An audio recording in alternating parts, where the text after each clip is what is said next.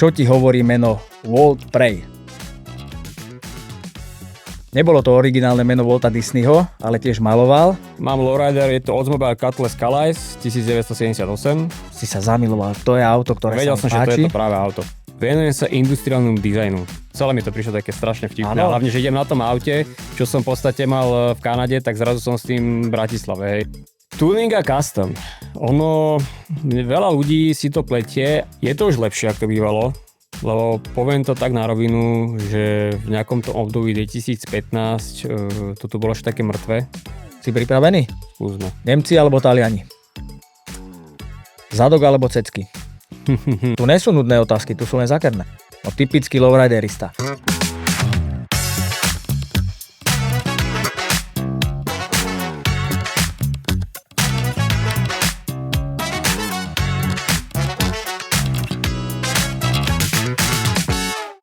Vitajte v ďalšom dieli podcastu o veľmi zaujímavých autách a ešte zaujímavejších ľuďoch s názvom Podcastoms.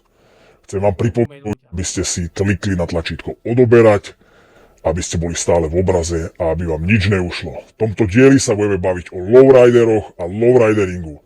A našim dnešným hosťom je Tommy Cutlass. Tommy, ahoj. Čaute. Tomi, čau. Čau. Hneď na úvod mám na teba jednu záľudnú otázku. Čo ti hovorí meno Walt Prey? Maliar na autách s custom merčovou. Dobrý si, trafil si. Nebolo to originálne meno Walta Disneyho, ale tiež maloval. A viac sa dozviete na konci tohto videa. A pre teba, Tomi, mám ešte jednu záľudnejšiu otázku. Kto je Tommy Cutlass? Som milovník kalifornského štýlu a lowrider community. Prečo lowridery? Tak lowridery. Od malička som inklinoval k Amerikán a vždy som mal rád autá, ktoré sú nejakým spôsobom upravované a vynikajú medzi tými bežnými. A lowrider proste, ľúbi sa mi ten štýl toho celého, jak tá ulica v podstate žije tými autami a tou komunitou. Že tí ľudia sa stretávajú, robia party, je to proste celé o rodine, o celom tom customizingu, podávania si informácií a asi tak nejak by som to povedal. Pecka, paráda. To mám rada ja na tom, tiež sa mi to páči. A spýtal by som sa ťa, máš nejaký lowrider? A ja viem, že máš. A ako si sa dostal k tomu lowrideru? Lowrider, tak mám lowrider, je to Oldsmobile Cutlass Calais 1978. Je to vlastne dvojdverák. Dostal som sa k tomu takým spôsobom, že bol som v zahraničí, tam nejakým spôsobom som hľadal proste auta, s ktorým budem jazdiť. Hľadal som ako daily. Nejakým spôsobom mi vyskočilo zo pár typov a vyskočil mi tam tiež Oldsmobile, ktorý nebol teda lowrider. A zapáčil sa mi, išli sme to pozrieť, zobrali sme to. Takže bol si v zahraničí a hneď láska na prvý pohľad Tak. objavil sa ti nejaký Oldsmobile, si sa zamiloval, to je auto, ktoré Vedel sa mi som, že to páči. je to práve auto. A vedel si, že keď sa vrátiš na Slovensko, že niečo také si kúpiš. Tak niečo také, tak veril som, že niečo si kúpim, ale splnil sa mi sen, že som si to v podstate kúpil aj tu. S tým, že v podstate už je to aj na hydraulike. Čiže ten Cutlass, ktorý máš teraz, ten hnedý, ten si kúpil už tu na Slovensku?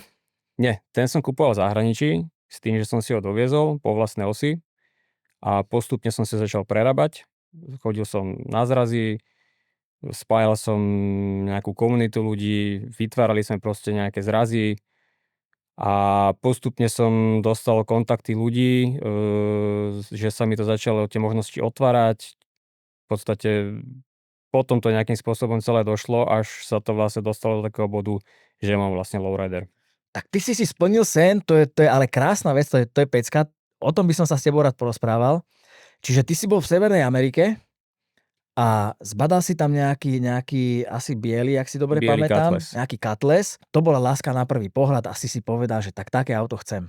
Presne. Čiže hovorím, to auto sme našli na bazáre, hneď sme tam vyštartovali, pozrel som si ho úplne tak lightovo, hneď proste som vedel, že to auto mi patrí a dokonca ešte pôvodný majiteľ mi sám povedal, že to auto musíš kúpiť, že sa ti totálne hodí a to auto patrí tebe. A to bolo v Amerike, alebo to už bolo tento Nie, hnedý? to bolo ešte v Amerike. To bolo v Amerike. Konkrétne v Kanade. No tak keď ti už Američan povie, že ti patrí také auto, tak to už je jasná vec. To už bolo znamenie, že také auto si musíš kúpiť aj tu. Ale musím v tom pokračovať. A Presne. si sa potom vrátil naspäť na Slovensko, ale už bez auta Tak. a povedal Bohužiaľ. si, že splníš si na Slovensku ten americký sen.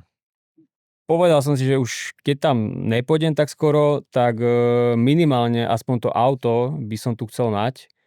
Chcel som rovnaký model, len tých modelov je strašne málo, takže dosť som hľadal po internete nejaké podobné modely, až mi vyskočil v podstate aktuálny Cutlass, ktorý mám, tým, že to bol vlastne nie 81. rok, taký v podstate ako máš ty. Takže ten v Severnej Amerike bol 81. Presne. A tu mi vlastne vyskočila 78, čo z začiatku som bol najprv taký, že není to ono, ale jak som si začal prezerať ten inzerát viac a viac, tak začalo sa mi to auto páčiť, hlavne kvôli tým zadným svetlám predeľovacím a tým líniám a v podstate ten Cutlass, tá 78, by som povedal, že to je úplne taký nábeh ešte 7.2, čiže je to niečo časť muscle caru a plus G-body, takže to sa mi vlastne začalo na tom najviac slúbiť potom. No a tak som si povedal, že idem to vyskúšať. Najprv som si musel poriešiť všetky papiere, čo všetko k tomu treba. No a vyštartoval som vlastne potom a hovorím, celé to bolo asi spáchané behom 2 dní. Tak to je super. O tom nám musíš viacej porozprávať. Ten tvoj Cutlass zozadu má krásne zadné svetlá, spredu je to ešte taký, jak hovoríš, podľa mňa taký prechod. Áno. A povedz mi, že kde si ho našiel vlastne? Konkrétne to bolo pri poľských hraniciach, bolo to v časti Hradec Králové. Ja som hneď volal majiteľovi, že či ešte aktuálny, povedal mi, že je, ale dlho nebude, lebo bolo viacej ľudí, čo to chcelo naspäť, respektíve naspäť. Mal to jeden majiteľ, ktorý to z nejakého dôvodu predával, len potom to chcel znova kúpiť späť, lebo mal nejaký hangar out. Ja som povedal, že ja mu hneď pošlem peniaze, hneď som proste vyštartoval potom, hneď ešte by som povedal, že v ten deň. No a došli sme tam a hneď ak som to uvidel, tak som proste zažil ten istý pocit, jak v tej Kanade pri tej 8 jednotke. A hovorím, že to auto proste musí mať za každú cenu. Išiel som sa previesť, prvé čo bolo, ja som si pustil v tom aute rádio, čo bolo tomu majiteľovi dosť vtipné, že najprv by si mali vypočuť ten motor a celkovo jak to auto akože jazdí. A ja mu hovorím, že to všetko už poznám. Hovorím, ja si chcem vypočuť práve, že tú energiu z toho auta a tým, jak som si pustil to rádio, tak som sa proste vrátil do toho prostredia tej Ameriky a hovorím mu, že môžeme ísť rovno naspäť. Vyplatil som ho a s tým, že ešte bol problém, tým, že to bolo v zahraničí, tak bolo treba to auto prepraviť, takže trebalo tam urobiť nejaké úrodné veci. Tak dohodol som sa s ním ešte, že mi ho vlastne donesie, tiež to bolo v Čechách, na inú adresu a odtiaľ som si potom po nejakom mesiaci všetkých tých papierovačiek, registrácií po vlastnej osi potom vlastne preniesol až sem priamo do Bratislavy. Super, ináč toto mám najradšej. Ja to sám poznám na sebe, tieto príbehy, jak človek kúpil auto, nejaké svoje vysnívané. Ja s mojím vlastne Cutlassom mám tiež veľmi zaujímavý príbeh. No ale povedz nám, že aký má motor. Čo to je 8-válec určite? Je to 8-válec, priamy čistý 5 liter, čiže v podstate pre americký trh označenie 305. Kubických. Je tam nejakých kubických, je tam nejakých do 200 koní, s tým, že veľa ľudí, keď sa ma na to pýta, aký to má výkon jedno s druhým, tak im poviem, že to auto má pomerne slušný výkon na tú dobu, keď si porovnáme s tým, čo jazdilo tu a čo jazdilo tam. Len veľa ľudí hovorí, že na to, že to má taký vysoký objem, že tam je málo koní. Hovorím, není to až tak úplne pravda. Ono, to je v tom ten rozdiel medzi tými americkými a európskymi autami, že ten výkon a pomer toho objemu toho motora je to, že tie auta sú stavané na výdrž. Tým, že v Amerike sú rovné veľké cesty, tak tie auta sa nemôžu proste si dovoliť, aby sa toľko kazili a preto je tam v podstate nižší výkon a na ten pomer toho objemu motora, ale s tým, že ten motor už je z začiatku stávaný na to, že kebyže chcem zvýšiť výkon, tak poviem to tak, že mi tam stačí vymeniť obrazne povedané 2 súčiastky a môže fungovať ďalej s tým, že tam môže mať aj 500 koní. Super. Takže on ti ho potom previezol na nejakú adresu a ty si ho previezol na vozíku, alebo si išiel po vlastnej osi s ním? To som už išiel po vlastnej osi s tým, že som vyriešil všetky tie papierovačky okolo toho a po vlastnej osi som vlastne s tým už došiel potom do Bratislavy, akože bolo to dosť vtipná taká jazda, lebo keď som jazdil ešte v Amerike s tými autami, tak predsa len tie cesty sú širšie jedno s druhým. A keď som s tým došiel sem, tak bolo to také vtipné, lebo všade také úzke uličky tam proste boli a celé mi to prišlo také strašne vtipné. Áno. Hlavne, že idem na tom aute, čo som v podstate mal v Kanade, tak zrazu som s tým v Bratislave, hej. Čiže bolo to veľmi zaujímavé. A koľko si išiel kilometrov? Aká bola tá cesta, okrem toho, že bola srandovná? Cesta konkrétne ktorá? Z tej adresy, keď už to bolo No, že registrované? človek si kúpi Ameriku a vlastne staršiu Ameriku a hneď ide po vlastnej osi domov. Poviem to úprimne, že človek ide v takomto nadšení, že znovu sa mu splnil sen taký detský, tak by som povedal, že ten čas vôbec nejakým spôsobom neregistruješ, ale prežívaš celkovo tú emóciu. Čiže hovorím, že to je taký pocit, že aj keby to trvalo 2 dní, tak sa z toho teším, lebo to je na nezaplatenie. Ty si ho doviezol v podstate nejakom pôvodnom stave Áno. a už vtedy si mal predstavu, že si z neho spravíš lowrider? Ja už som totiž tú predstavu mal v Kanade, len tým, že som nemal ešte okolo seba takú tú komunitu tých ľudí, aj keď od mala som bol pri tých Amerikách, ale tak bávame sa o tom, že tie generácie ľudí boli vekovo inde, ako som bol ja. Tak áno, bola predstava, že vedel som, že raz budem mať ten lowrider, ale nevedel som, že konkrétne priamo z tohto auta. A ono nejakým spôsobom, jak tu boli tie zrazy americké a celé sa to nejakým spôsobom formovalo, tak sa to dostalo až do takého levelu, že v podstate dnes mám vlastne ten lowrider. No, tie G-Buddyčka, tie sú úplne typické lowridery. Tak. A vlastne aj ty máš G-Buddy. A môžeš nám povedať, aké tam máš úpravy na tom Cutlasse? Je tam plne hydraulický podvozok, priamo na lowrider, je tam spevnený rám trošku, komplet spravená generálka motora, chromové prvky sú tam, custom svetla, teraz sa bude riešiť v podstate celolak, s tým, že by som mal nejakú predstavu nejakých airbrushov, nejaké motívy. Chcel by som zakomponovať do toho nejaké motívy rodiny, pretože lowrider je o rodine, čiže zase celkovo to s tým spájať. Výfuky sú tam upravené, ako je tam strašne veľa prvkov, hlavne sa mi ľúbi strašne najviac na tom aute, aj keď mám rád strašne custom, že ten interiér je pôvodný, ale v takom stave, aj keby to auto dnes vyšlo z fabriky. Tak to ti verím a môžem potvrdiť, interiér v mojom lowrideri je tiež vo veľmi dobrom stave a čo ja na ňom najviac milujem, tú vôňu. Ja prejdem okolo auta, ja to zacítim, to je taká krásna To vôňa. je taká typická americká vôňa. Typická americká, ja to milujem. No, viem o tom, že tam máš 2 pumpy. Tak. Plánuješ aj nejaký upgrade, alebo chceš s tým viacej skákať, alebo skáče ti to, neskáče? Čo to dokáže tá tvoja hydraulika? Skáče to, upgrade plánujem, nechcem robiť do toho nejaké veľké zásahy, čo sa týka nejakých extrémnych skokov, lebo tam ide o to hlavne, že nechcem to auto zničiť, chcem si ho šanovať. Skôr je to o tom, by som povedal, že nejakým showcar, skôr by som nejaké náklapanie a nejaké pozovačky. Teraz je v pláne ten celolak, následne sa ide robiť kufor, custom kufru, čo znamená, že nejaké loga tam budú podsvietenia a uvidíme, čo ukáže čas. Ako plánov je veľa, ale tak uvidíme, že čo ešte, čo prinesie.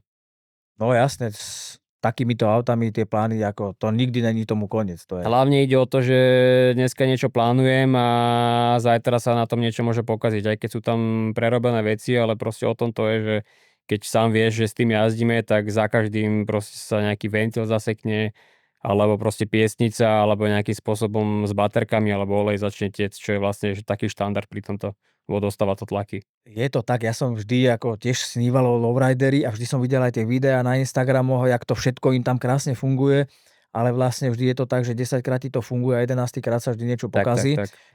Robil si to sám, alebo niekto ti s tým pomáha, alebo ako je to? Robil som si to aj sám, poviem úprimne, s tým, že z veľkej časti mi s tým pomáhal Ondro, pozdravujem ťa. Ondro je človek, ktorý v podstate tu bol tu prvý na Slovensku z lowrider community, ktorá tu len spôsobom vznikala. mal žltú Impalu, ktorej sa postupne dostal a naspäť ju vlastní, čo som extrémne rád, lebo to auto je v podstate on. Hej, čiže on mi pomáhal veci, ako sú úpravy motora, čo tam všetko treba, úpravy hydrauliky, kabeláž a všetky tieto komponenty, lebo povedzme si na rovinu, že barzak urobiť elektriku, to není sranda, je to veľký rešpekt, hlavne stačí, že máš jednu iskru a zhorí ti komplet celý projekt. Tak. Takže v veľkej časti Onro, hovorím, akože bez neho by som to nedal alebo aj keby, že to dám, tak extrémne veľa času na tým ešte viacej zabijem, ako som zabil. A hovorím, to sú hodiny roboty po večeroch a proste som za to nesmierne šťastný, že sa poznáme a takýmto spôsobom v podstate sme to nejak dotiahli. No, tak to je jasné. Ondro je legenda a Úplne. pod jeho krídlami vznikajú len tie najšpičkovejšie auta. Koľko si do toho vrazil? Fú, není to akože nejaký masaker z hľadiska toho, že na to sme robili sami, lebo z väčšej časti tá robota je najdrahšia, to si povedzme na rovinu. No aj tá hydraulika nie je lacná. Není lacná. Celkovo, koľko som do toho vrazil, to asi hovoriť nebudem, ale není to nejaké extrémne číslo, ale bavíme sa v tisíckach. No tak. Není to v 10 000, je to v tisíckach, hej. Dobre, tak nebudem ťa viac vždímať, keď nechceš Musí byť povedať. trošku aj tajné. A je to tvoje jediné auto, alebo máš aj nejaké iné auta? Není to moje jediné auto, mám aj iné auta, mal som tých aut viacej za život, ale tento Cutlass, to je taká moja že srdcovka, že úplne že najviac. Viem, že si mal zaujímavé auta, ktoré si už asi predal. Čo si mal ešte pred týmto Cutlassom, alebo čo si mal predtým? Mercury Grand Marquis 99, čo je vlastne brat Crown Victorky, s tým, že je to vlastne vyšší level. Je to vlastne pre FBI. Potom Chevrolet Impala, ale nie zo 64. alebo 3. ako máš ty, ale bavíme sa o tých Youngtimeroch, čiže 2003. A To je tiež také typické policajné auto, nie? áno, čas ešte keď dvojičky padli, takže sú také ikonické autá, veľa si to pamätá pod tým. Veľa si to hlavne milí so Skylineom kvôli tým zadným svetlám, čo není až tak, pritom táto Impala v podstate bola prvá s týmto. Potom ten Cutlass vlastne v tej Kanade a potom ešte Fordy a ďalšie, čo bude, respektíve už mám na ceste, tak je vlastne F-150, na ktorej budem jazdiť. Tak to budeš mať poriadne železo. Ja som Fordiak. Áno, no tak to by som ani nepovedal. Myslel som, že si GM. Celkovo Amerika. No tak to áno. Prezrad nám ešte, čomu sa venuješ?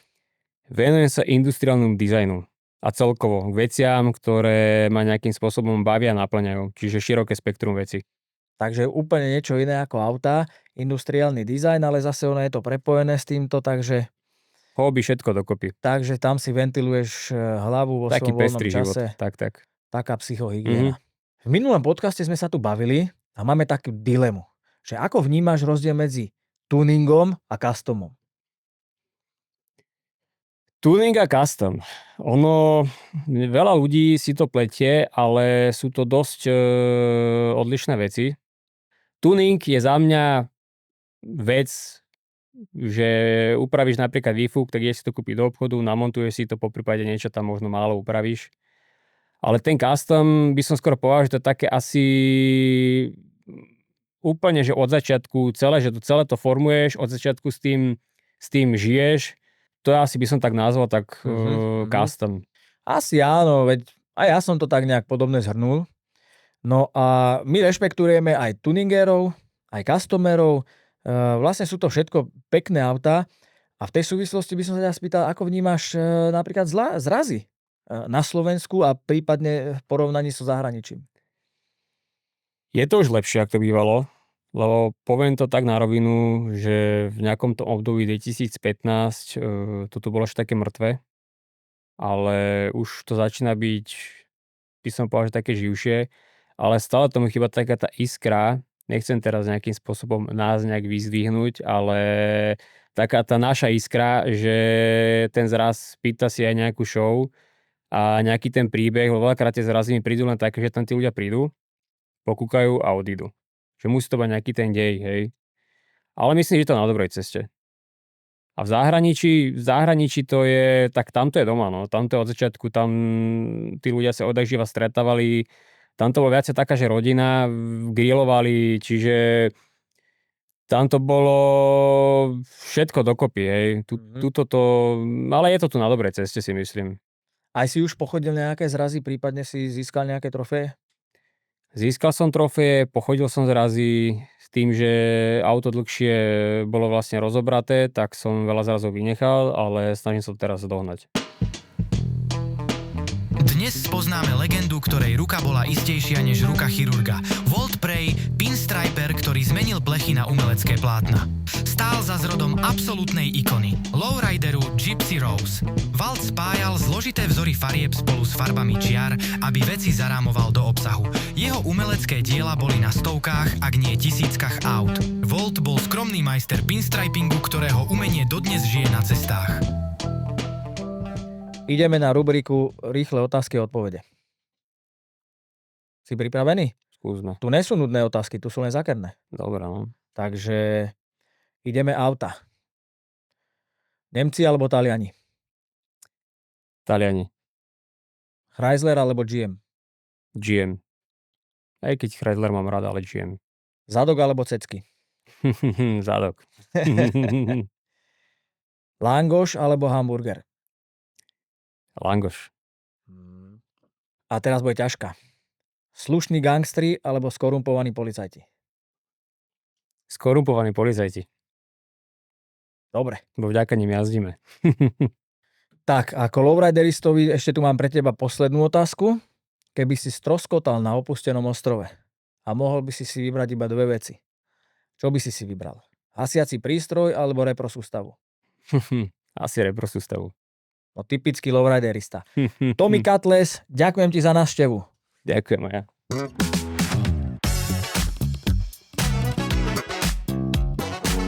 Aký veľký tím je potrebný na tvorbu takéhoto časáku? Ale mám 2 grafikov, mám jednu editorku šikovnú, tím externých prispievateľov, spolupracujem s fotografmi. Ty sa pravidelne zúčastňuješ 500 km slovenských? To nie je to 500 km, myslím, že nám to vyšlo nejakých 750 kilometrov.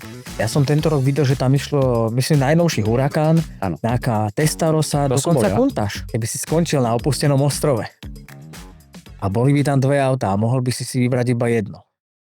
Ktoré by si vybral? Jedno by bola Lancia Delta HF Integrale a druhé by bolo Audi Quattro S1.